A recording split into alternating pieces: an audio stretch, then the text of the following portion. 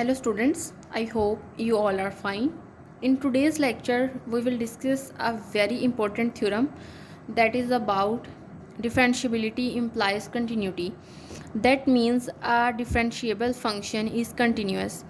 But but the reverse is not always true. Means in most of the cases when we are dealing with functions, continuous functions are differentiable, but it is not always true. So the reverse is not true, but the differentiable functions are continuous.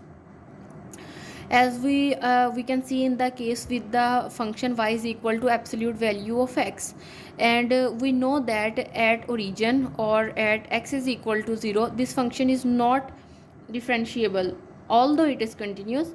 So that's why differentiability implies continuity, but the reverse is not true. Now the statement of theorem says that if a function f has derivative at x is equal to c, then f is continuous at x is equal to c. Means if at some particular point the derivative of a function exists, then that function is also continuous at that particular point. Now let us prove it. First we are given that the function is derivative, means the derivative of a function exists, means it is differentiable function. So that's why we are given that f derivative of c exists. And what we need to show, we need to show that it is also continuous. So we need to show that it is continuous. And what does it mean by continuous? It means that limit x approaches to c, f of x is equal to f of c, and this is basically the definition of continuity. Or we want to show that this condition hold because you know that this is basically f of c and it is constant.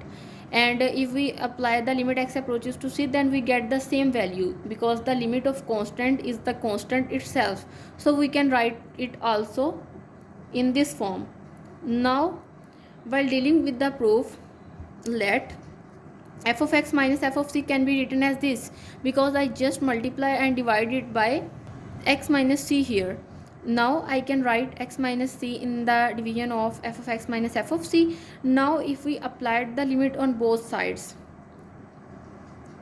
this is basically a rational function and this is basically a polynomial, so we can apply limit on both sides.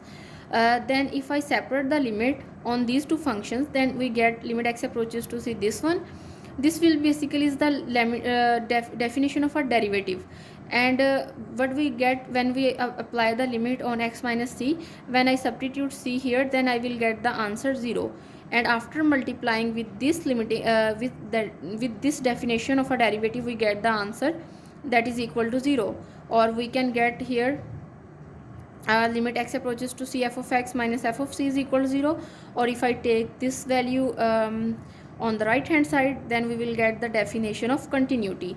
That means the differentiable function are continuous, but the converse is always not true.